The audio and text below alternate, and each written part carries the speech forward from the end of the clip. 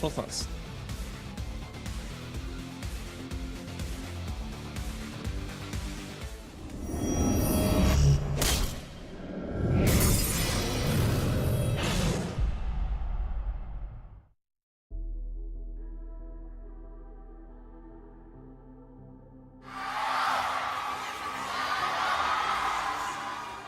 早点打比赛会把我们的状态以及气氛给调回来，所以这个入围赛对我们其实是有利的。谢拉开了一个位置，谢这个风筝放得非常的好，但是正面的康帝想要去的一个留人，不敌大嘴的一个伤害，先被打倒，但大舅这边的输出，漫天飞雨，一个倒钩 shut down， 终于是杀掉了这个7个人。 Eğer Frozen ve beni oyunun erken dakikalarında hani öldürüp geri düşürmezlerse hani ileriki dakikalarda kazanma şansları yok. 一个人已经收获3杀了，在我连着上一个墙倒钩拉住了前面的加里奥，直接把大叔给解决，就剩下一个墙，就从一个弱弹出去撞到他，想要跳过墙，这一波小炮收获了4个人头。 We always have confidence in our teammates. We just go step by step, game per game. We're trying to do this again. 牛头被炸了回来，但是顺带的 Q 起了3个人，小炮在上方相助，小炮已经重置了自己的火箭跳跃飞机，位置很危险。Team One 在今天完成了他们不可能的逆袭救赎之战，来自于。 Nếu như bọn em thua WWE thì sẽ không có chuyện xảy ra cả. Còn nếu mà WWE thua thì sẽ là một tấm họa, tại đây là sân nhà của họ. 这次比赛在我们中国自己的主场举办，我们一定会竭尽全力把 WE 最好的一面展现给大家。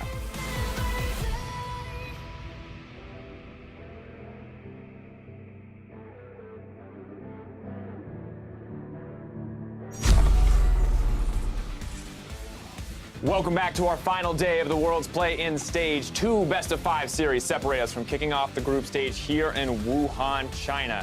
And I think it'll be no surprise to many that the WE crowd is out in force, ready to root for their hometown heroes. But first, and take a look at how Team One is getting ready alongside 1907 Fenerbahçe Esports. Gonna be a tough match for both these guys. Already had to play 1 extra game over everyone else with the extra tiebreaker that they had. So you see they're tired, lounging, trying to catch up on their energy.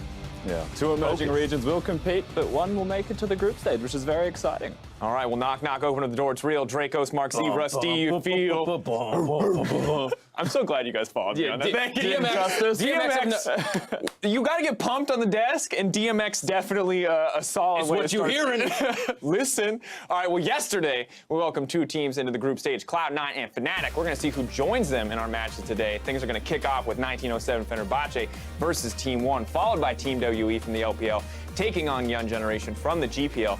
Now, before we get into those matches, let's pull up our Worlds groups to see what Cloud9 and Fnatic may be placed. And the thing I'm really hoping for, as much as an NA fan, it would probably pain me to see them put in that group. I would love to see C9 end up in Group C, just so that we have a European team, a Chinese team, a Korean team, and a North American team all fighting out in a single group. Yeah, Cloud9 could be in Group A or Group C. As an LPL fan, you know, I'm kind of happy to see them in Group C either way, not too fussed, but if you're an NA fan, you absolutely want to see them in Group A. And I feel it feels kind of rough for Cloud9 because it's not like one option is super easy and the other option is like really hard. There's like clearly either way you go is going to be incredibly challenging. No matter which way you go, then just put them in the hardest one, make it the most fun, have a crazy group. I would love if Group C just became the ultimate group of death. Okay, now normally when I talk to you, you're like, God, please, let's get NA out of groups. Are you just feeling confident this year that you're like not worried about it? CSM's got it, especially if WE doesn't end up there. So throw C9 to the wolves for fun, you know. You're good with sacrificing C9 for the good of NA. Yeah, just for the fun of it, you know, and that for the whole world, honestly, you know, that's what we're about. I don't know, there's a lot of Fnatic fans. I don't know if I can feel as comfortable sacrificing a Fnatic for the good of EU. And honestly, there's just so many, there's not a ton of variance in what can happen, but there is still, now that not all the Pool 1 seeds, we do have a slight variety of scenarios that can come through. And now I really wonder is like, which group is actually going to be the best option for a lot of these teams going in?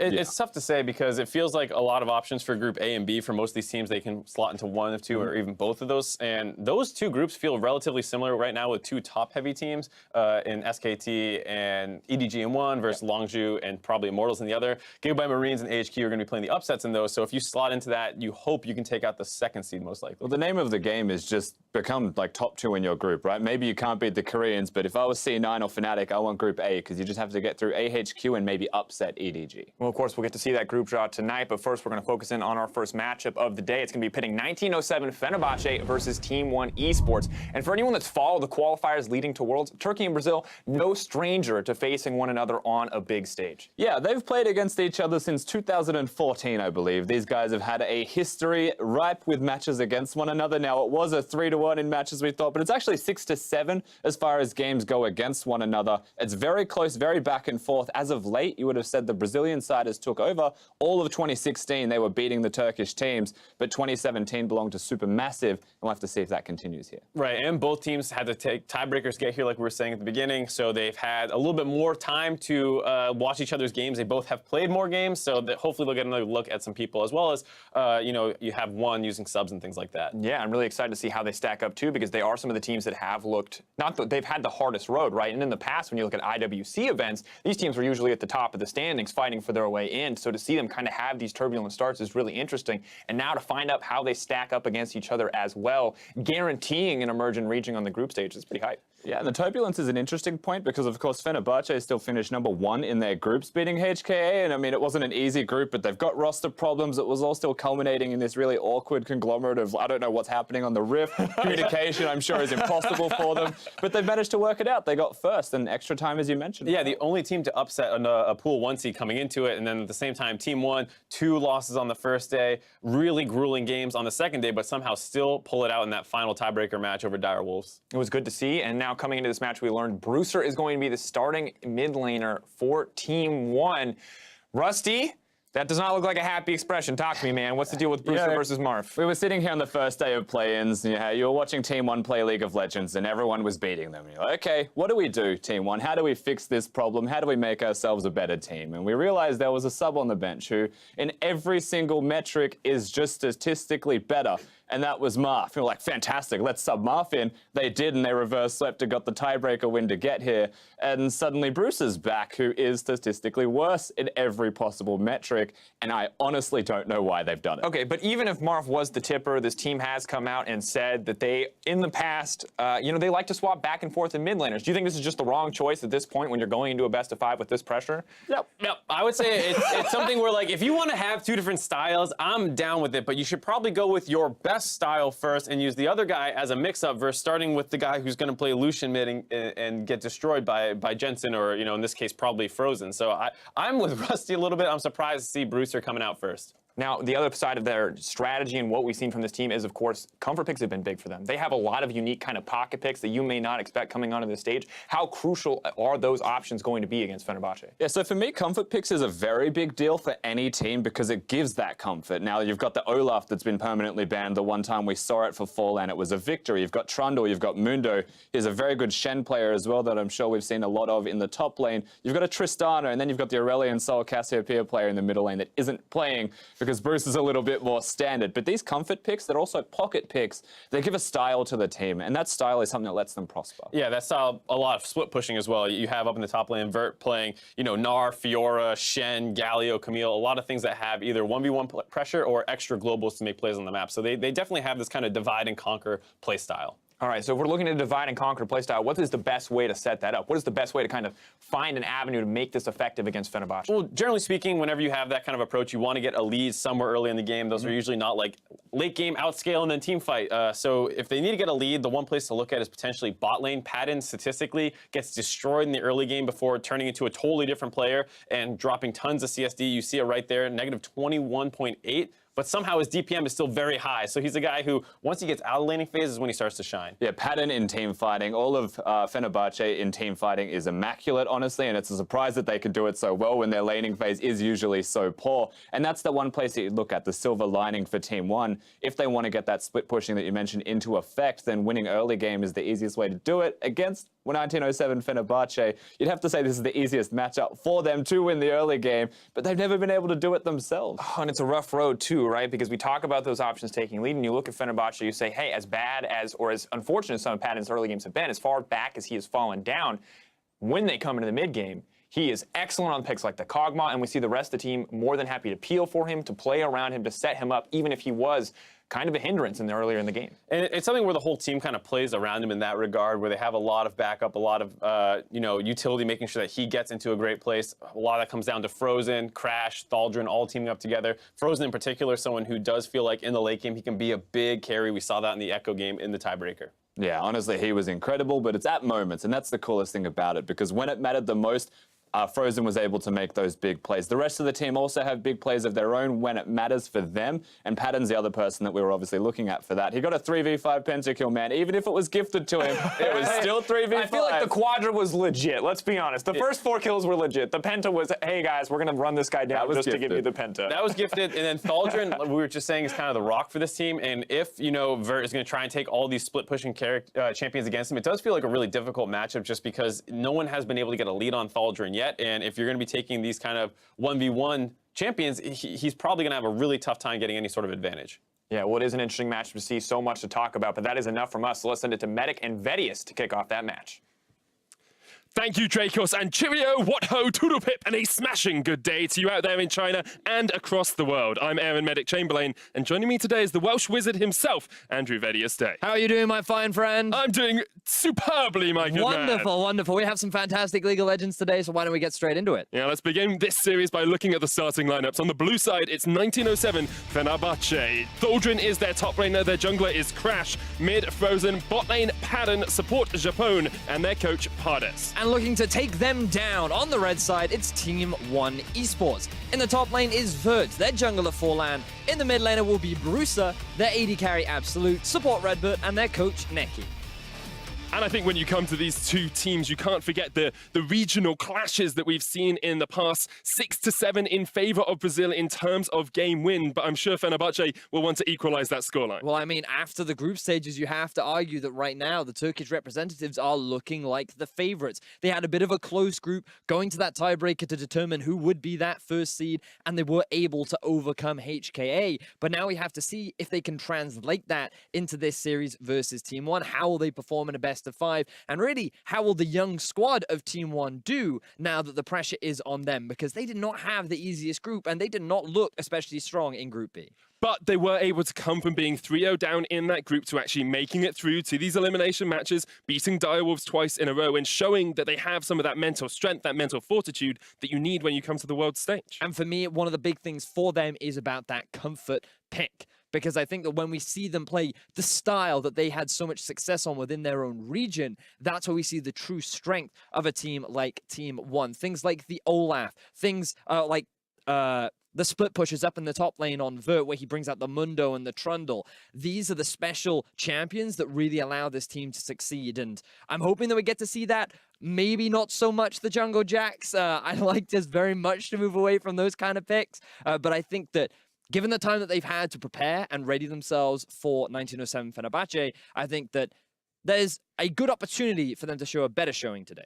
And especially for someone like Forlan in that jungle. He's known almost as the entry fragger for this team. He's the guy that goes in aggressive early on, gets his team ahead, gets his team kills. And we didn't see that much of that in the playing groups. He had a high jungle proximity, but wasn't converting that into kills. We're on to pick and ban Fenerbahçe on the blue side, Team ONE on the red. And already that Olaf, that power pick being removed by Fenerbahçe alongside the Kog'Maw and the Alistar. During the regular season, Forlan was 8-1 on that Olaf pick. And in the tiebreaker versus the Direwolves, it was a big part of why they were able to get that win. So 1907 Fenerbahçe is saying, you know what, we're just going to take it off the board. Meanwhile, Team ONE, they're actually attacking one of the weakest early game performers on the side of 1907 Fenerbahçe in Padden, already taking 2 AD carries away from the Turkish squad. And it looks like that Civic could very well be left. Those are the only 3 AD carries that he's actually played, but you may expect something like a Kalista, given that they are on the red side. I have to see what Team ONE decides to do finally. It is the Galio from Fenerbahçe, but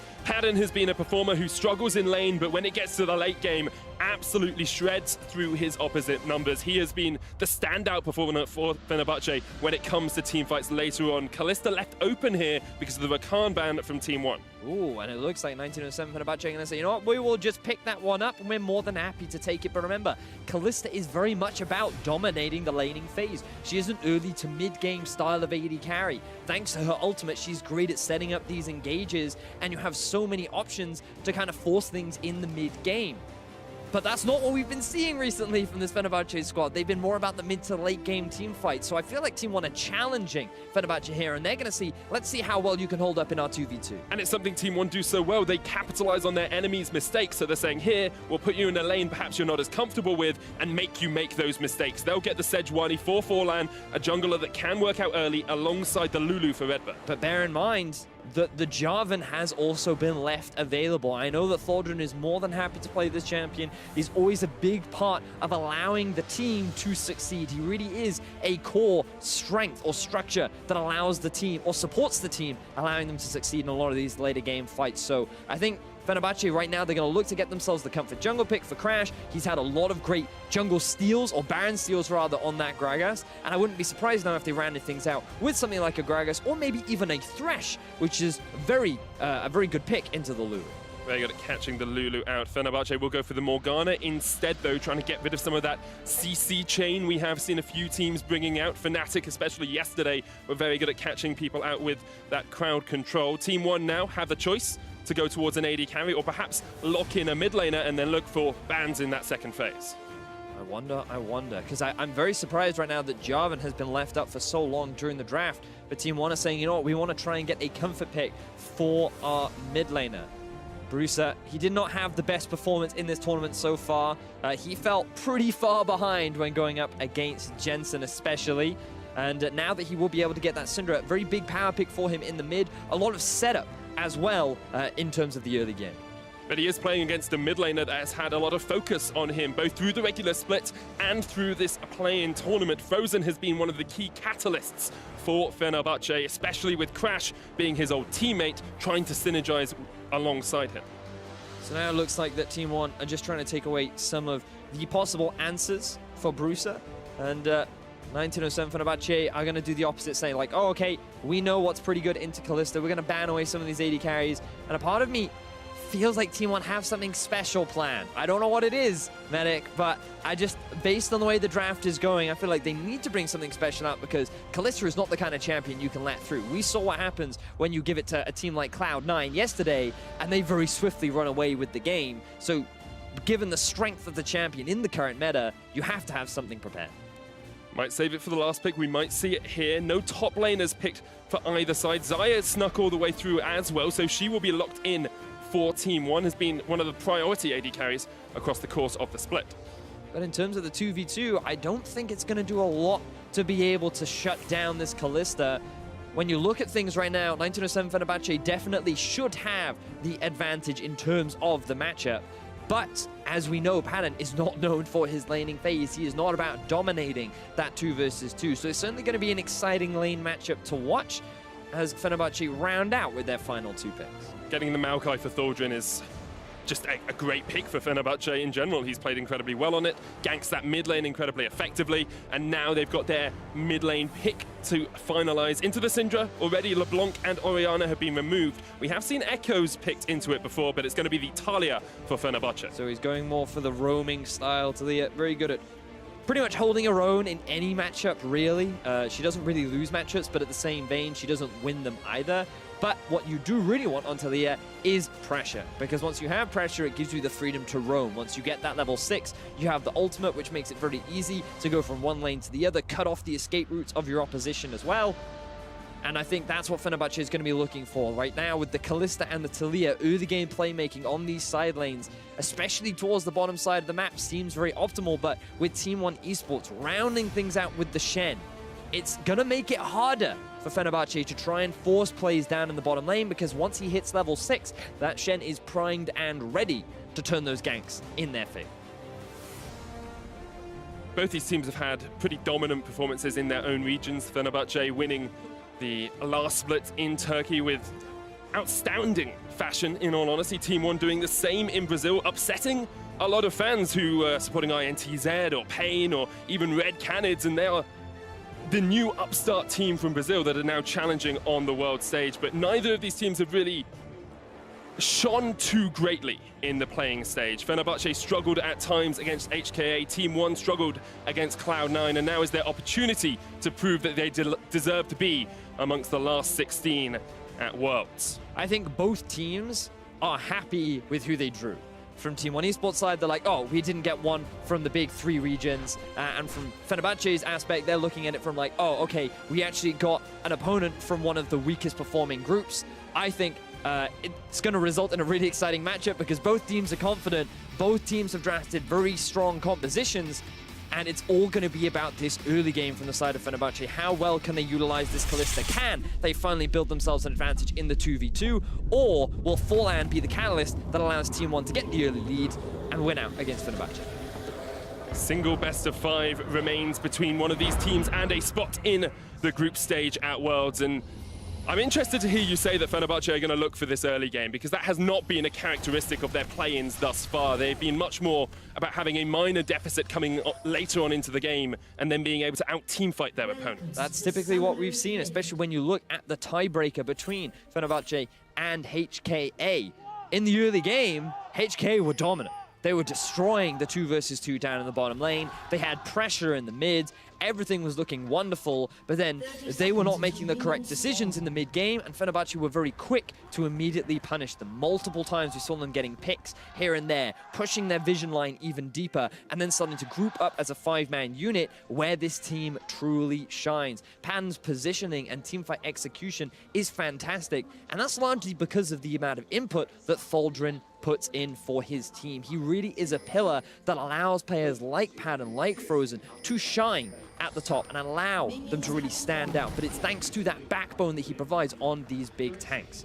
So I'm excited to see this slight pivot from the side of Fenerbahçe and how Team One will be able to respond, because I do feel like they're pretty confident. They're saying, we don't think you can get an early game 2v2 lead, so we're going to pick something that scales better, especially with the Lulu, and we're going to bring it in team fights a little bit later on.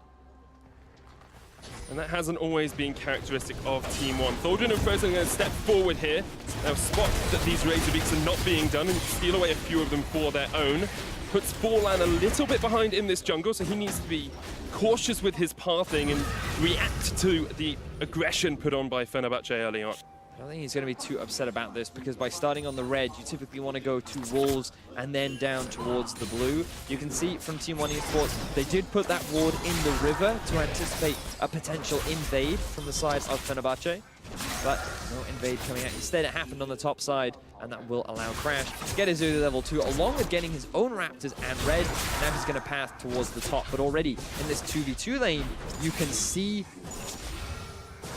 Padden and Japone being forced back, and this was a little bit what we were talking about. This is why I had a few question marks around this Morgana, because champions like the Thresh often have a lot more power when it comes to utilizing the strengths of Kalista in the early game.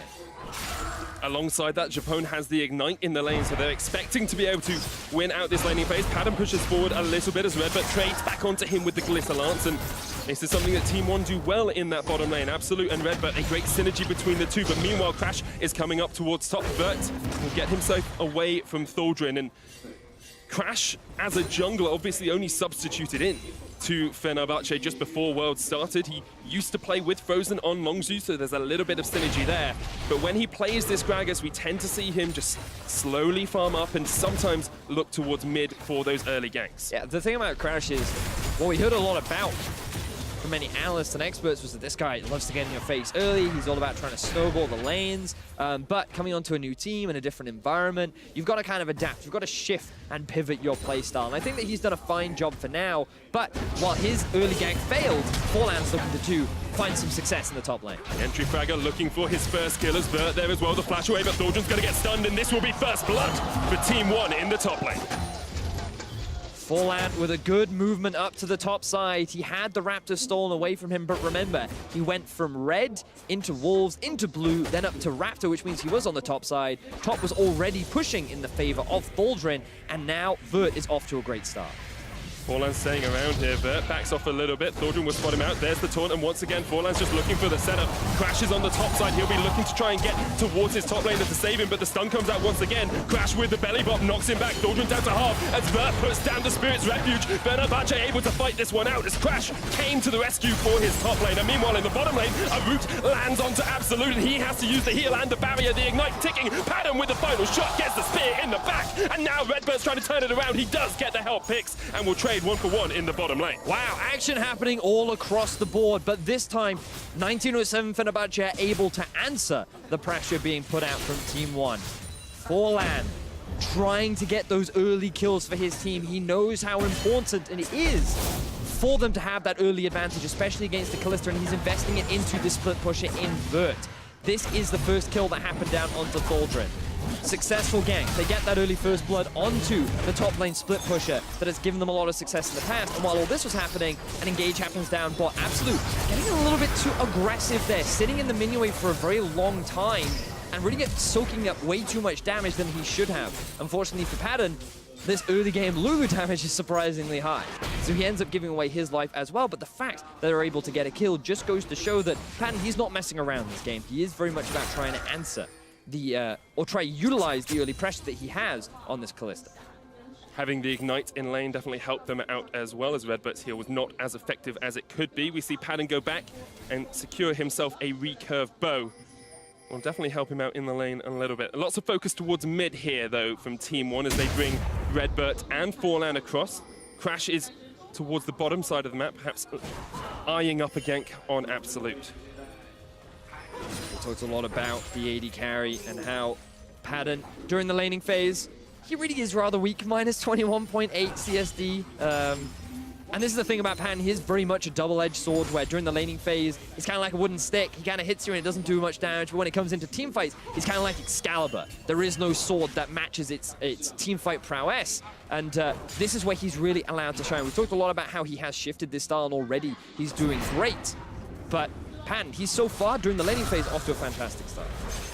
It is a lane we expected them to win as well, so I have to see how they're able to translate that first kill into more in this bottom lane, because that's something Fenerbahçe haven't always been the best at, actually accelerating when they have that early gold lead. And in fact here, Team 1 with that extra kill are still sitting about 400 gold ahead. And while this is a great shift for the side of Fenerbahçe in terms of their play style, have a look at Brucer trying to make a play up towards the top side. A lot of investment from Team 1 Esports to trying to snowball Vert. He is playing Shen.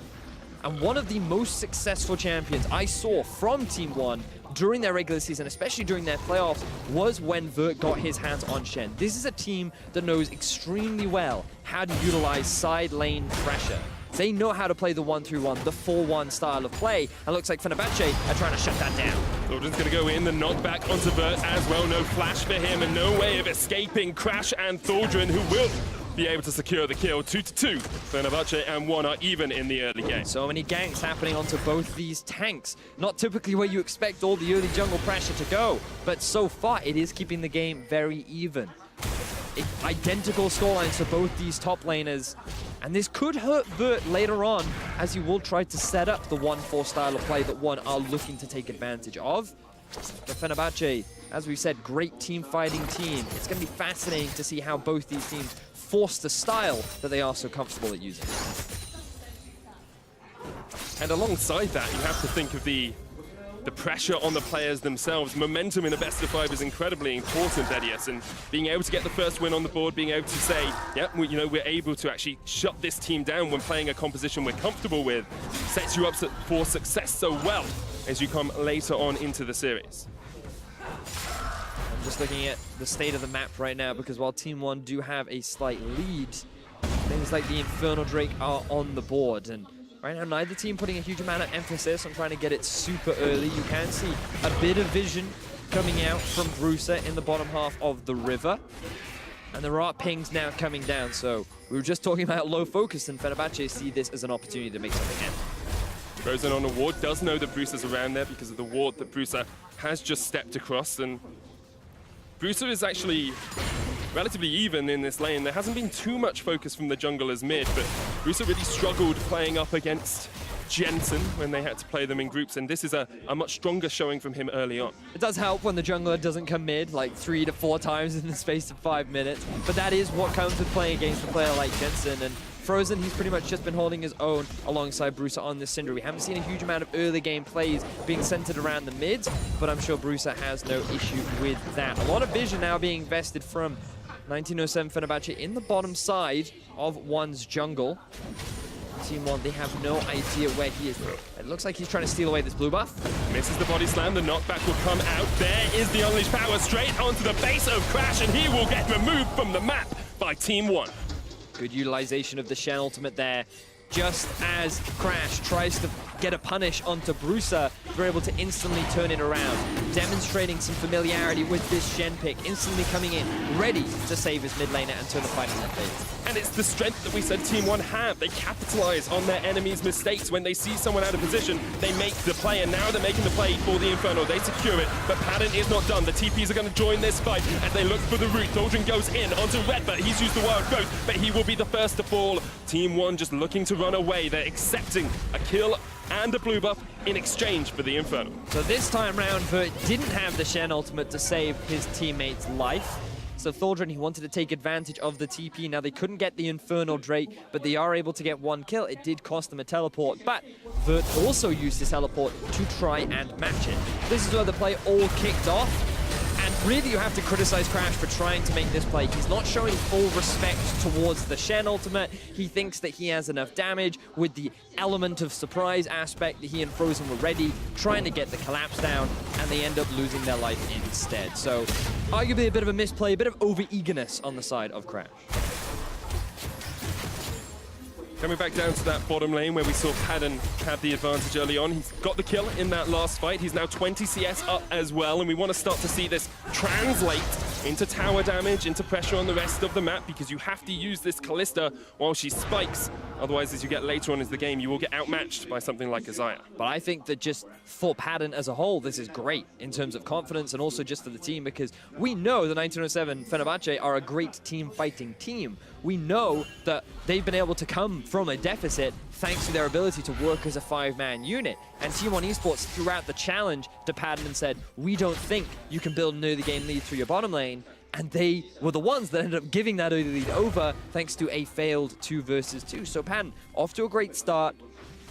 Likely going to transition this well, but it now matters about how well they can deal with the split-pushing Shen being played by Vert, because this is the style that Vert likes to use, as it looks like Fenerbahçe trying to set up a bit of a dive in the middle lane. And this is what Thaldrin likes to do. He's the pillar of the team, and he likes to get these ganks off. Flash straight into Crash. Bruiser knockback. The seismic shove will spell his end. Fenerbahçe get the kill. Now Forlan's going to try and protect his tower a little bit as he forces Thaldrin back. The Sat Magic healing up, and Fenerbahçe will be able to get the kill in the dive. And this is why we call this man a pillar. He is the foundation of this team that sets up his carries for success. We saw this in the group stages against teams like HK and Rampage, where he would roam from the top lane and try and get his mid laner killed, using the Maokai, using the ultimate, and he's found success in the mid lane once again. And it's the timing with which he does it as well. He is the captain of the team, and he knows when those Stand Uniteds are up and when those teleports are up and when people can actually join that fight. It was superbly done by Fenerbahçe. They also secure first tower for the first time in the tournament, and they get a gold lead of about 2,000 here over Team One.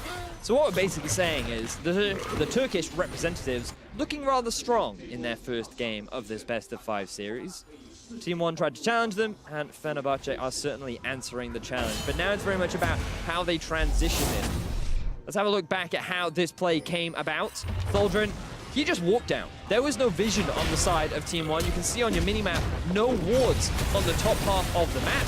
It gave him the freedom to just walk straight through the jungle, set up the flank. The ultimate was used to force the flash out of Bruiser, but then Crash was there to cut off his escape. Beautiful mid lane dive that will also set them up nicely to work towards that mid lane tower after they've gotten their hands on that juicy tier 1 up top.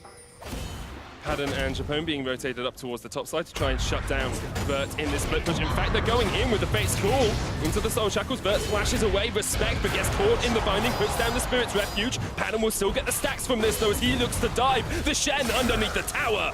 And 13 minutes in, Padden is already 3-1. You have to question the decision-making there from Vert. The top laner goes missing for a long time. You've already lost your bottom tier 1. This swap should be expected. But instead, he overstays in the top lane. He also eats the binding from Japone. And now they're looking to lose this tier 1. Fortunately, Team 1 will get there just in time to defend it. But this bottom lane of 1907 Fenerbahçe are really stepping up in this first game. That's exactly what we wanted to see from them. And Frozen is looking up towards the top side for a little bit more. Stand United is available for Vert as he comes up, not even going to channel it yet as one are going to get dived underneath this tower. There we go. Absolut pops the barrier. Wild Growth used as well. The dive continues. Fenerbahçe trying to get what they can out of this fight. They take the tower first. The stun is going to land onto Absolut. Forlan dead. It's a double for Frozen, and one are just getting scattered to the winds. A great binding from Japone. 3 kills down. RedBert running away, but I'm not sure he's going to escape today as Fenerbahçe collapse from all 4 sides, and they play the early game well. They don't even need to get to the late game. They don't even need to get to team fights because Fenerbahçe are routing Team One. Beautiful dive once again. Thaldrin looking to round out the fight with another kill onto RedBert. Everything going fantastically for the Turkish representatives. This is fantastic in terms of their early game. We wondered how they would use the early advantages built both up in the bottom lane and in the mid lane thanks to the roams from Thaldrin, and you can see the difference that Padden has made compared to his average throughout the tournament. And when you give an AD carry that's immense in teamfights that sort of early lead, you can only suspect that he will be devastating as this game goes later on. So, the thing about this play you have to realize is that Fenerbahçe is so much faster on the play. We needed to see that Shen ultimate now. Keep your eyes on the minimap too, where the Syndra is. She is one of the big pieces of damage that is not in this fight yet. So by the time she finally joins, yes, she lands a stun onto the Kalista, but Padden's damage has already been done. Thaldrin, he's dishing out his fair amount of damage as well. And Team One, they're just too divided, they're too spread out. They're not ready for this kind of collapse. And this was one of the biggest weaknesses we identified about them from their playoff run, was that, yes, they're really good at using side lane pressure. They're really good when the enemy team is split up. But when their opposition just group up as a 5 and come at them, especially only 15 minutes into the game, they kind of crumble. They don't know what to do. They don't know how to react. And 1907 Fenerbahçe are saying, well, okay, we'll just group up as often as possible and we'll force you into this situation and we'll get the win every time. As you say, that is 16 minutes in, they now have a 5,000 gold lead. It's the sort of lead we saw from C9 and from Fnatic and from Team WE in their dominant games. And they don't look like they are stopping at all. They've had so many great rotations. Frozen using that Weaver's Wall incredibly effectively to join fights when he needed to. And once again, he's going towards mid. It's Thaldrin and Frozen. It's the dynamic duo trying to catch out Brucer. Thaldrin will be able to lock him up with the cat, and he will get the kill. The pillar on which Fenerbahçe stands once again helps Frozen in the mid lane. Setting up for his team for success. Thaldrin finding so many fantastic picks for Fenerbahçe, working with Frozen to shut down an overextended Brucer once more. I was about to bring up the topic of how do we find ways of Team One coming back into this game, and one of them was they need to be the ones to find picks. They need to be the ones to punish the slight overstep from Fenerbahçe, but they can't afford to make those kind of mistakes themselves. They cannot afford to be the ones overstepping. And unfortunately for them, Fenerbahçe is now in an extremely dominant position. They're going to utilize this Rift Herald to better break into the set of tier 2 towers. And now what I want to see from them is the movement of their vision line up towards the top half, or maybe even the bottom half of Team One Esports jungle. The world is their oyster at this point of the game. Forlan looking to make that pick you wanted. Vert there as well, but there's not much more damage. Explosive cast comes out. Forlan still trying to sweep away Frozen, but the Sejuani can't freeze the Taliyah in place. Brucer eventually joins the fight, but won't be able to get any Scatter the Weaks down. And Fenerbahçe are just starting to push forward into the jungle of Team One. You have to question the decision-making here from Team One, though. Why is the AD carry and support in the bottom lane when you have a Shen? They try to interrupt Crash and his spawning, but the Black Shield prevents the interrupt. They're able to get the Rift Herald out. He's still going to be at full health, too. Fenerbahçe, they are not taking their foot off the gas pedal. And one of the major worries we had for Fenerbahçe coming into this series was the synergy they had with Crash, because he is a new player, but you can see just from that play there that Japone and Crash and the rest of Fenerbahçe are on the same page. Oh, he's fine, he's fine. He's not going to go for it. Yeah, he's okay. They're going to go for the mid lane tower instead. Flank from Thaldrin. This is something we see him do so often. Get that Nature's Grasp off, look for the catch, perhaps onto Brucer or onto Absolut, but good play from Team One to block the cats that were coming in to try and secure a lockdown. Also, a bit too early from Thaldrin. He saw minion wave already there, but then it instantly gets cleared out from Brucer, so the ultimate was used to zone away Team One from the tower. But unfortunately, Fenerbahçe didn't have the minion wave to then commit to that objective once they were zoned off. Now they have a siege minion and plenty of damage down onto this tower. This should be an easy pickup for them. 5-0 in their favor right now.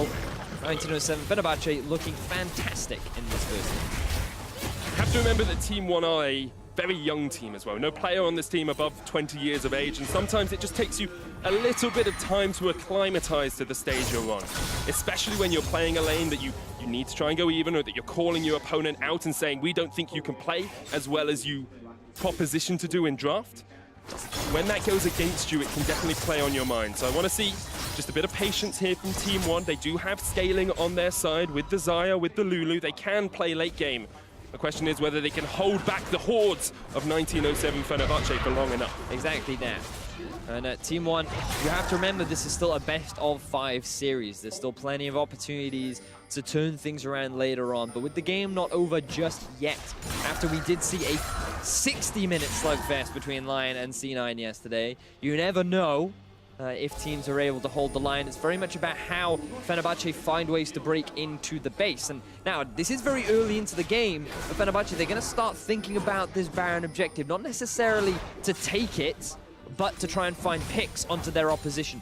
Push vision deep into the enemy half of the jungle to look for flanks like this one. Thaldrin with the TP. I don't think Absolut has realized this has happened yet. As a shield comes out, RedBert there as well. Forlan looking for the flank. They'll knock Thaldrin back, but already Absolut's taking the chunk. RedBert there as well. Here come the rest of Fenerbahçe. Bruce off towards the side, trying to knock them back. The seismic shove does not connect, and Fenerbahçe are just going to continue to roll this forward. However, they are flanked. They get some damage onto Vert, who flashes away. The explosive cast helps them secure the kill, and now the Feather Storm has to come out from Absolut. He flashes. Bruce still off towards the side. Great Glacial Prism onto Frozen, but he will cleanse that away. He is at 1 with the ice. And now Fenerbahçe are looking to go towards that Baron. Now the jungler's still alive for Team 1. Fenerbahçe could only find a single kill onto Vert, and he still has teleport available. Fenerbahçe, they don't want to commit to the Baron though. They're still eyeing up those picks. Not quite a Weaver's Wall that locks in Team 1. Forlan's going to jump across the wall and bring Thaldrin with him, and now he's caught in the wrong place as RedBert comes across to try and help his jungler. If they can take down Forlan, Fenerbahçe can look for that Baron, but they're going for RedBert instead. Absolut pulled off towards the side as Thaldrin is that tank, is that shield that Fenerbahçe need when the going gets tough and when they're looking to close out games. This is much more of what they wanted. Frozen, the ultimate initially does not look good, but then Team 1 stick around too long. They do not want to give up all this pressure around the Baron, but because they overstay, 1907 Fenerbahçe go for the punish, and now they've got their eyes on this Baron with the Kalista, with the Gragas. They have everything they could need to shut down that objective. 22 minutes in, they have an 11,000 gold lead. It's just ticked over. It's 10,000 gold still at 22 minutes. 5 towers to none. 13 kills to 4. A Baron in their back pocket, and a 5-1 Padden coming out from laning phase. Yeah, that's what I want to see. It's pretty good. It's pretty good if you are a Turkish fan. If you're a Brazilian fan, on the other hand, I'm sure you'll be thinking about how you adapt. You always have Marth on that substitute bench. If you need to bring him in, he has been perhaps slightly more consistent than Bruce across the course of this tournament. But it also comes back to one of the... oh, yeah, we're going to have a quick look at that Weaver's War from Frozen. We have... they wanted to let the Baron go, but they just couldn't quite do it. You can see Thaldrin, he's able to land the W down onto Forlan. The rest of the team goes for the collapse. RedBert, unfortunately, you can't really provide big enough shields to shut down 4 members, which means that multiple members end up dropping, and now Forlan looking for a pick. Going to jump straight onto Frozen. The shield comes out, but it might be too little too late. Does manage to flash to safety. Bruce had to flash for that as well, though, so it ends up being a summoner for summoner exchange. But Fenerbahçe, they still have the Baron. They've got their eyes on the bottom lane. But he's going to struggle to hold Thaldrin up in the top lane. Now they take the objective down, and Fenerbahçe, this is great from them. You know, their individual lane is stepping up. Thaldrin continuing to be that true core of the team, really once again setting up a lot of the map for success, either being it in terms of engages or setting up Frozen for success in the middle lane, along with Padden just stepping up individually. That 2v2 really holding its own, getting their own advantages. And because all of this came together, the already good strengths from Fenerbahçe combined with the new strengths we're now seeing from Fenerbahçe and Japone, this team is looking very convincing in this first game. Do still have to close it out. Fenerbahçe have the longest game time of any team in play-ins, and sometimes it's because they can't quite close out when they do have a lead. You see Padden forced back there. They're trying to play up towards the top side as Thaldrin continues to push in, but Vert does have the teleport advantage and the Stand United if a fight was to erupt. You've also got to respect the Team 1 composition as well. While they are certainly behind, there is a lot of instant burst and pick potential from the side of things like Syndra, from the Sejuani, from the taunt of the Shen. A lot of things that you just have to show care towards, because when you have such a convincing lead, you don't want to make one of those silly mistakes and potentially throw it away. As now Thaldrin, you'd think he'd be in danger, but he's in his natural habitat. He is a tree of the jungle, of course. King of the jungle at the moment as well. No one really can step up to him. Fenerbahçe secure themselves their second Mountain Drake, and with it, they've got some pretty strong items as well. Triple item finished on towards Padden. You've got triple item as well on your mid laner as he puts down the Weaver's Wall to try and shut Team 1 away, and this is exactly what you want to see when you're trying to take an inhibitor, put the wall down and it opens up so much ground for you. Love the ultimate there from Frozen Zones. The entire lineup of Team 1 away from the objective. That will be the first inhibitor of the game going in favor of Fenerbahçe. They also have the double mountain to add insult to injury. Now they've got their eyes on the rest of the map, but the Baron's going to be wearing off, so likelihood is they will back away. Then they start grouping at mid lane, they send Thaldrin up to the top, and they may even wait for the next Baron, depending on how safe they want to take it. They will have the Weaver's Wall up as well pretty soon. This is League of Legends by numbers for Fenerbahçe. It's much more patient, much more controlled. It's exactly what we wanted to see. They've been able to maintain a gold lead, a sizable one in 11,000 at this 26-minute mark, and it's never really looked like they were going to release their grasp on this game. And it's just unfortunate for Team 1, because when you look at how their early game went as well, you'd think their game plan kind of went the way it wanted. Brewster holding his own up against Frozen in the mid lane. Vert was getting early advantages against Thaldrin. They set 2 ganks up into the top half of the map. Fallout was even able to give him first blood. And now you're saying, oh, okay, we have a pretty strong Shen, who once he hits level 6 has the ultimate, and we can look to make a bot play, but Absolut and RedBert, they made that fumble early on. They fell behind and they couldn't really do much as a result. And then Crash just kept ganking the top side, so Vert couldn't really use his pressure anywhere else on the map. And I felt like Team 1 came in with a strategy in mind, but when it came to the execution, they just fell short. So coming into Game 2, I still have high hopes, given that right now, things are looking very bleak for them as Fenerbahçe look to take their second inhibitor of the game. Once again, 1907, Fenerbahçe just closing in on the win. Padden takes a Scatter the Weak to the base. Here comes the Explosive Cask as well. The Stand United onto Team 1. But Fenerbahçe, 1907, are able to survive for the time being. The inhibitor still alive here for Team 1. If they can get the engage they want, perhaps they can start to come back into this game. It seems like a monumental task, a mammoth task for them. But Team 1 have come from behind many a time before. Vert locked out towards the side. The inhibitor is being pressured by Padden and Japone. A good finding is going to connect, and now we'll see Thaldrin stepping up to the front. Already, RedBert is just dead, and Fenerbahçe are going to push forward further and further. This will be their second inhibitor. They can just go mid, or perhaps they'll even look to push in this next wave. Keep your eyes on the bottom lane too. There's a big minion wave stacking up. There's a flash from Thaldrin. And the seismic shove just deleted and demolished. Team 1 lose a man, and now Fenerbahçe are going to look for the push. Vert jumps in, but there's just no damage at all from Team 1. 1907 Fenerbahçe are looking to clean this up. It will be a clean ace for them as they take down Absolut. They're going for the Nexus Towers, and they're going to be 1-0 up against Team 1. Very convincing game from 1907 Fenerbahçe Esports. 18-4 is the kill score, with a 15,000 gold lead to round things out. And if you're a Turkish fan, this is exactly what you want to see. Fenerbahçe clean in the early game, clean in the mid game, and clean as they take down the Nexus to go 1-0 ahead. So clean, I can see my reflection in the medic. Very good execution all throughout. Have to bring my eyes once again back to Thaldrin. This guy, he just seems to be such a big catalyst for the team, whether it be engages, whether it be roams, whether it be just providing utility and protection for his team.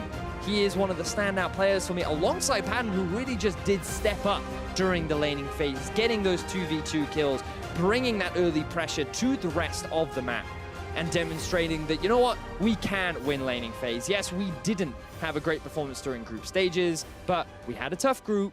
We often pick losing matchups, and now, once you give us the ability to win those matchups with a champion like Kalista, things get a little bit rough for you.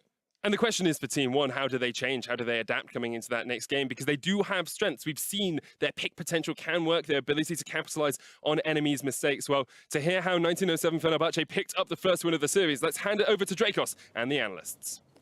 Thank you very much, Medic. A strong initial showing from 1907 Fenerbahçe coming in.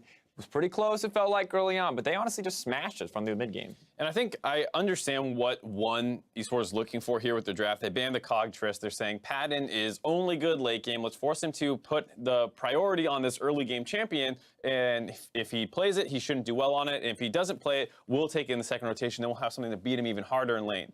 Turns out he's good at playing lane as well. When you give him someone like Kalista, 100% pick ban champion for a reason, and unfortunately for Team One, whilst you can see merit in the idea, the execution is still something that is going to be a far throw away from what they're capable of doing against Kalista. Yeah, so I want to call you guys out a little bit, because we started with, we're going to have a rock in the top lane in Thaldrin, and bot lane is going to be a potential weakness, but when we look at this first role, that's not really what happened, guys. I'm going to need you to run me through this. Explain what went wrong here. Well, first off, this is just a good gank by Forlan, able to get onto Thaldrin. You saw Vert kicking that one off, looking like a basic trade. Thaldrin flashes a little early, mistake there, but it's tough to say exactly how we should play it. He dies, and at the same time, Padden starts taking this all in down the bot side. They're able to convert on this kill from a point-blank binding by Japone. Really good job stepping up and making sure Absolut had nowhere to go. And that's where the Lulu does come into play when you look at the 2v2 fight in particular. It's a good trade from RedBert, good awareness, but ultimately Lulu's getting the kill where Kalista's getting the kill on the flip side. So whilst we saw a lot of resilience from Team One, still a lot of early aggression, and again, trying to utilize their team composition and their strategies against 1907 Fenerbahçe, it didn't really happen in the end because it was still matched. And that's really scary, because I feel like if you're on the side of Team One Esports and you're like, hey, we can attack the bottom lane after this game, you're significantly less confident in that strategy. Yeah, because Padden ends up at 10 minutes plus 12 CSD, at 15 minutes plus 25, ends up using that Kalista pick to smash. The one thing that did work out decently well against FB was the fact that they attack the top lane. They kill Thaldrin, which is something we haven't seen a ton of. So maybe if they go for their more aggressive top lane picks, things like that Trundle, Mundo, Camille, Gnar, who knows what, if you start converting these kills topside, it actually gets a much bigger lead than just a Shen kill. Yeah, and that's ultimately the biggest problem that you're looking at, is that they have a Shen and they were ganking for the top lane, when realistically you bring that champion Sejuani down to the bottom lane to gank for Team One. Maybe the kills are more successful, maybe you do shut the Kalista down, and that looks a little bit better for your win conditions as a team, not getting the Shen going against a Maokai. Now, the other thing I want to look at is the mid lane before we go any further in the game, because we talked about Bruiser, we talked about Marth, but it didn't feel like a bad game, right? It just felt like, but I also didn't feel a ton of impact. It is not like Syndra hard carried. Would we have expected Marth to smash lane? What is the actual difference here? For me, it kind of felt like if you look at his play, there were some minor mistakes, missing his Ws, missing his stuns, some combos not going out quite right, but it still feels like Bruiser's not as high on the tier list as Marth is, so I'd rather see him a little bit more, but I have a hard time pinning this game specifically on Bruiser.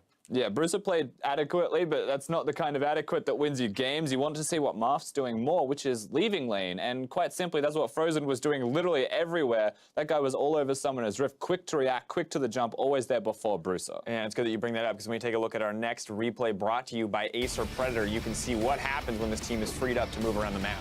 Both teams transitioning up to the top side. Good wall off there by Frozen, pinning them under the turrets at very low. It's going to make this dive easy because you focus down numbers when they're low, or if you can't get a good target on somebody, just finish that turret off. Yeah, and the fundamentals, knowing the shot calling from the whole team is you want to kill the turret, make sure that it's not doing damage on top of this, and they're still getting the team fight going at the same time. All of the Morgana bindings were connecting, and far as execution goes, it was still done very cleanly from the side of 1907 Fenerbahçe, where ultimately that's what was necessary. The game could have gone the other way if that dive went poorly, and it was a risky choice, but they made the choice and it worked. Yeah, beautiful goal graph there out of 1907 Fenerbahçe.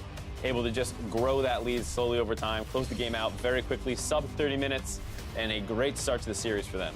Yeah, now the interesting thing is we just have confirmed that Team One have chosen blue. There are going to be no roster changes, so when we're not looking at the mid lane about individual players, that turns us instead to talk about draft, to talk about strategy, and we talked a little bit about playing around the bottom lane as an option, but what is the actual best avenue right now for Team One to come back into the series and take a win?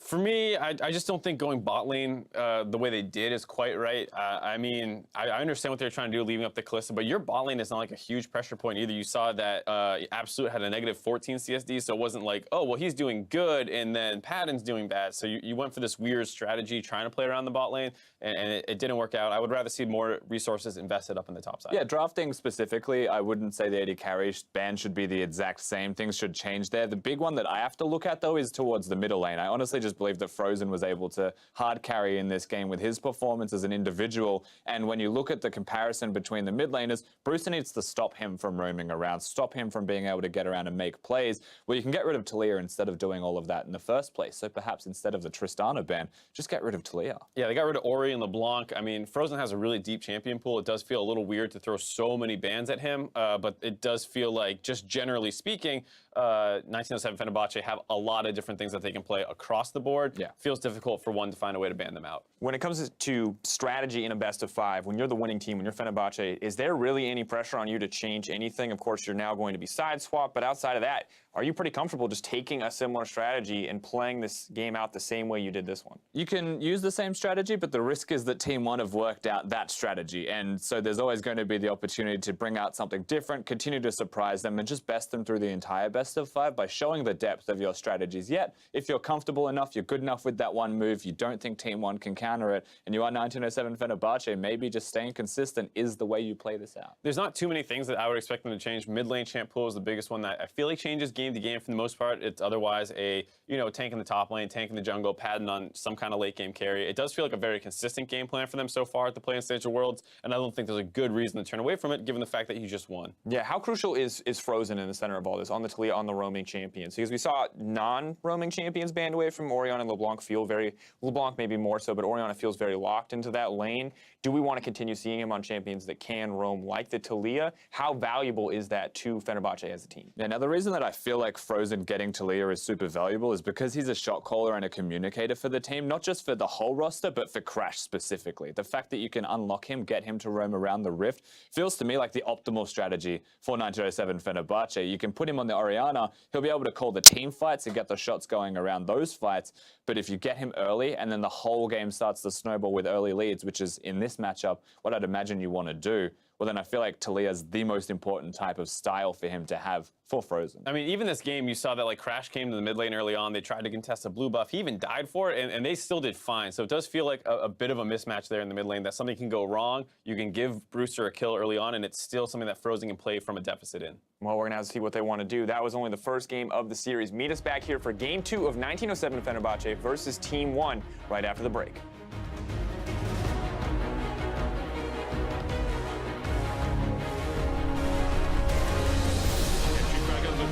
First kill as Bert there as well, the flash away, but Thaldrin's going to get stunned, and this will be first blood for Team 1 in the top lane. Sai dali, barril explosivo, acaba trazendo o Vert, olha pra próxima, ele ainda pode ser eliminado. Muita pressão pra cima dele, a eliminação é quase certa. Ele vai tentar ganhar tempo, mas acaba caindo para o Thaldrin. Flash straight into Crash. Brewster knocked back, the seismic shove will spell his end. Fenerbahçe get the kill. Absolut pops the barrier, Wildcard used as well. The dive continues. Fenerbahçe trying to get what they can out of this fight. They take the tower first, the stun is going to land onto Absolut, full and dead. It's a double for Frozen, and one are just getting scattered to the winds. A great binding from Japone, 3 kills down. 1907 Fenerbahçe are looking to clean this up. It will be a clean ace for them as they take down Absolut. They're going for the Nexus towers, and they're going to be 1-0 up against Team 1.